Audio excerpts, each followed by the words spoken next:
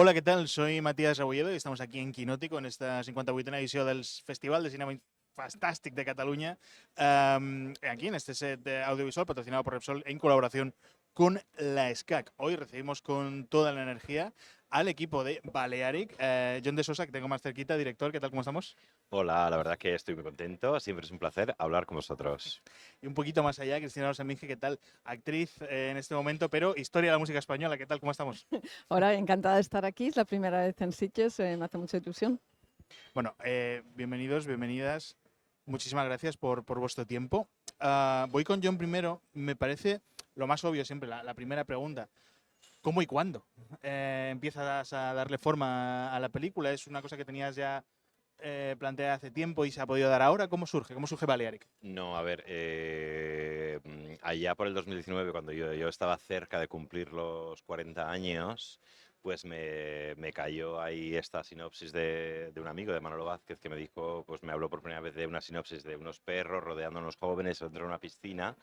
Y ahí él no quería hacerla y llegamos a un acuerdo económico de que si la peli se hacía, yo me la cogía la premisa y que si la peli se hacía, pues teníamos ahí nuestro acuerdo para compensarle, ¿no? Y entonces con esta premisa se me quedaba corto hacer solamente un survival.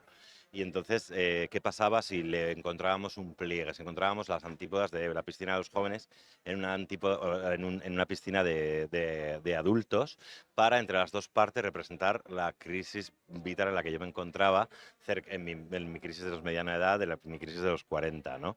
En el momento que estás abandonando un poco, o sea, no abandonando, sino preguntándote en qué punto estás entre ese querer cambiar el mundo y querer una piscina. Y entonces, pues de esa reflexión, de ese querer trasladar esa casuística particular pues para todo el mundo, ¿no? A llevarla a un caso universal, pues nace estas ganas de hacer ese juego de espejos. Cristina, quería ir contigo de cuándo y sobre todo cómo te subes al carro, qué te enseñan de la peli. Bueno, es porque cuando hice Karen, el director de película dirigida por María Pérez, pues estaba como director de foto John, ahí nos conocimos y nos hicimos amigos y poco después me contó esta historia Balearic en la que estaba trabajando.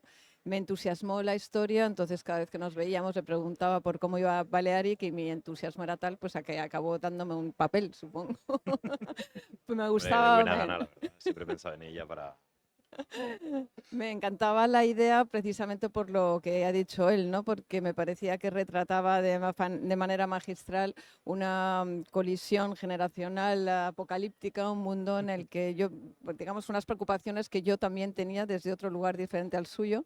El suyo era el de la crisis de la mediana edad, el mío era desde el lugar de madre de dos adolescentes que están en una situación en la que parece que los adultos no les hemos dejado sitio en este mundo, ¿no? Entonces me parece que de forma alegórica esta película retrataba eso de manera magistral, al mismo tiempo siendo una película divertida, entretenida, irónica y que, bueno, sin quererlo te estabas comiendo de un mensaje muy profundo, pero la película en sí misma es increíblemente entretenida y hasta divertida, ¿no? Sobre ese mensaje, sobre la tesis un poco de la película, quería preguntarte, John, claro, hay gente que ha visto El Triángulo de Tristeza, hay gente que ha visto El Ángel Exterminador.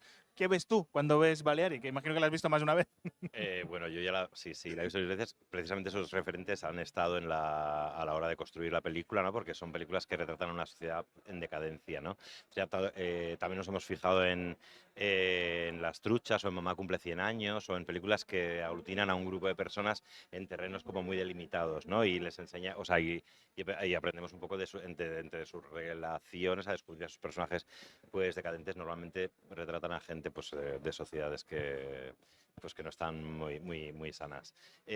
Por otro lado, también está un poco ese tono de la zona de interés, que hay un muro detrás del que están pasando, o sea, detrás del muro de tu vivienda están pasando cosas, ¿no? Y ahí también nosotros pusimos ese incendio lejano que está lo suficientemente lejos como para que no te asuste el peligro inminente, pero lo suficientemente cerca como para que no puedas perderlo de vista, ¿no?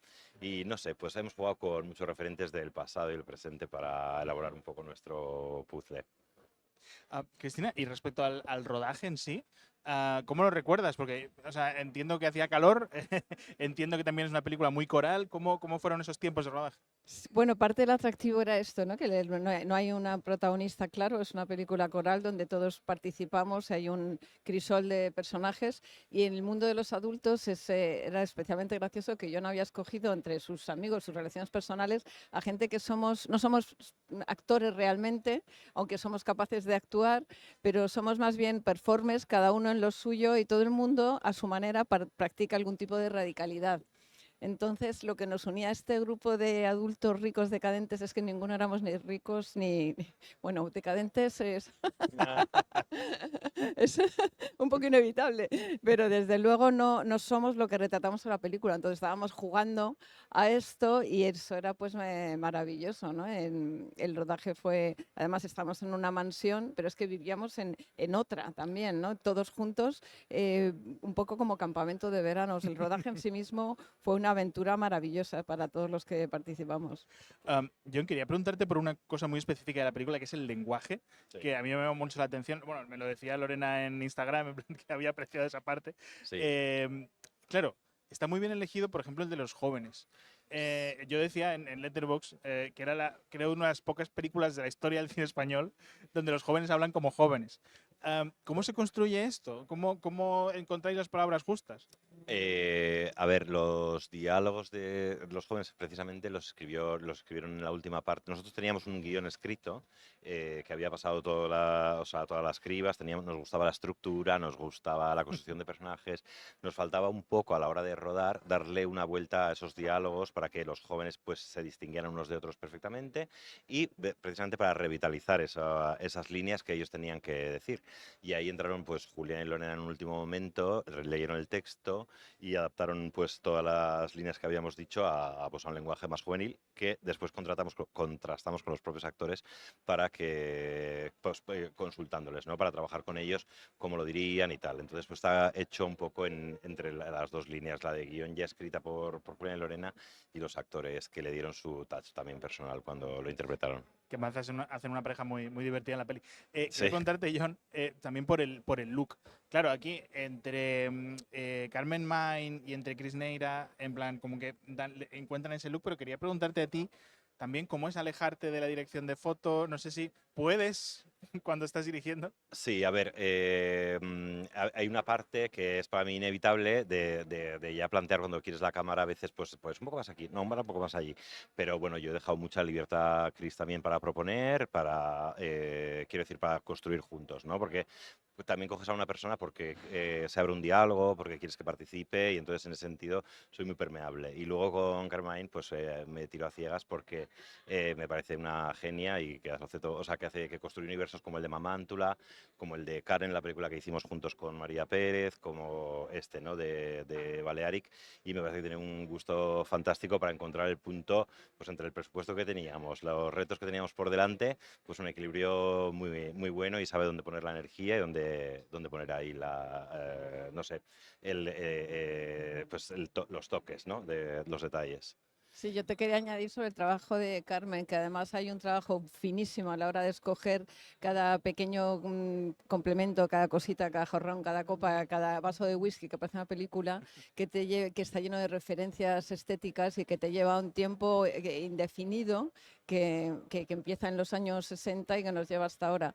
Y es para mí parte de la película también es esta especie que hay una definición temporal que le da un toque muy onírico súper interesante, ¿no? Sí, se construye una especie de limbo que funciona muy bien. Claro. Quería preguntarte, Cristina, por tu carrera como actriz, por esa faceta. Hablábamos ha salido Karen varias veces, el cameo en la peli de Zaira, de la amiga de mi amiga. Es como muy quirúrgico. ¿Cómo dices que sí, que tiene que haber, más allá de, imagino, una amistad, una relación? ¿Cuándo dices que sí a una peli? Pues sobre todo cuando algo me parece radical, interesante y es el cine que yo quiero ver, ¿sabes? Mi fe también personal en John de Sosa, en su visión, soy fan de Mamántula, ya esta película antes de que se hiciera me parecía súper interesante. Visualmente creo que lo que hace es súper potente y sobre todo porque creo en su visión como artista. En el caso de Zaida era también una cosa parecida, súper underground, no se puede ser más underground que esa película. Y, Y en el caso de Karen también. O sea, tiene más que ver con apostar por un tipo de cine radical, difícil de hacer, que a mí me parece muy, muy importante, ¿no? Que me parece imprescindible y que es el cine que a mí me gusta ver. Sobre ese cine, sobre ese atreverse, claro, John, tú ahora creo que es la primera vez que te entrevisto como Academy Award nominee, o sea, como nominado de la Academia de los Goya, eso ya para siempre. Hombre, eso sí, sí. Claro, y es eso, luego es un Locarno, luego es estar aquí en Sitges, la peli va a ir a Londres. Sí. ¿Cómo te llevas con esa parte del reconocimiento de estar en Festis? A ver, el viaje de Mamantura fue una cosa que muy inesperada y súper bonita, porque lo que a mí me enamora del viaje de Mamándula es que desde que escribimos el guión hasta que financiamos y rodamos pasó muy poco tiempo. Y entonces nos pilló con una energía, un frescor y unas ganas de hacer y un chisporroteo que luego eso nos llevara o sea, a hacer una cosa como tan explícita y divertida y que además funcionase a nivel público, digamos, siendo un mediometraje Claro. y acabar en los Goya, pues para mí fue un viaje tremendo.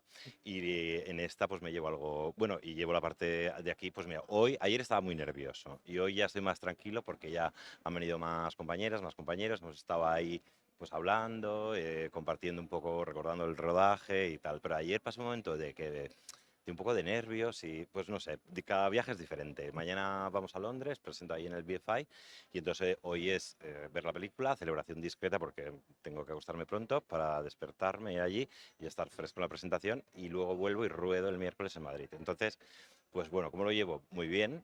Me hace ilusión, ¿no? Este aspecto de viajar con la película y tal, y luego paso nervios, pero creo que hoy se corta verdaderamente el cordón umbilical entre la película y yo, y ya creo que va a ser la última vez que la vea, así con la guinda de verla en el auditorio aquí con tanta gente y en una pantalla tan grande.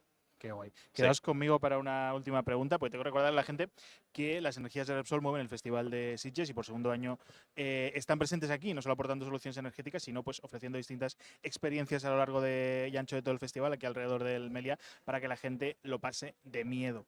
Eso me sirve para preguntaros, como le hemos preguntado a todo el talento nacional e internacional que ha pasado por aquí, por vuestra primera experiencia de terror en el cine. Puede ser en la sala, puede ser en casa, en un VHS que estaba ahí rayado. ¿Cómo recordáis esa primera experiencia de terror? A ver, yo tengo una experiencia que es una vez que fui a ver con mi padre ET al cine, llegamos tarde a la sala ya estaba a oscuras y la película había empezado y estaban en la secuencia de las linternas y nosotros estábamos buscando nuestro asiento mientras pues estos seres de ET pues estaban buscando a ET por el bosque. Entonces ahí me pasé verdadero terror hasta que conseguí aferrarme al asiento y ver que la película se calmaba, se pausaba y iba por otros derroteros. Pero al principio en esa inquietud me cagué.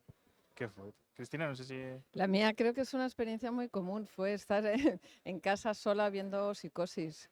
Y bueno, cuando llegó el momento, madre que se da la vuelta, que no es su madre, que bueno, que es una calavera, me lo recuerdo con terror todavía a día de hoy, aunque he vuelto a ver la película y no entiendo cómo me lo pude creer hasta ese punto, pero vamos, porque ya era ya adolescente además y tuve que llamar a mi hermano, que estaba en casa de un amigo, durmiendo en casa de un amigo, para que volviera a casa, porque no podía dormir sola y fue absolutamente traumático. Wow. No voy a contar quién, pero una persona ya casi en los 30, hace poco ha visto Weapons, la peli que está terminando de estar en Sí. cines, y no pudo dormir esa noche, en plan ya con una edad... Hombre, pues Suele ocurrir. está muy bien. a mí me Sigue ha pasando, gustado. sigue pasando. Ya, por suerte. John, Cristina, John, muchísimas gracias por vuestro tiempo. ¿Sabemos algo sobre el estreno? ¿Va a ir este año? Bueno, me alegra que me hagas esa pregunta, por favor. porque, a ver, no tenemos la fecha concreta, pero que parece que vamos a ir hacia el 5, 12 o 19 de diciembre o con Avatar y en plan la película de estas Navidades. Perfecto. Así que no os la perdáis. La buena del agua es la de Balearic. Muchísimas gracias por vuestro tiempo. Gracias a ti.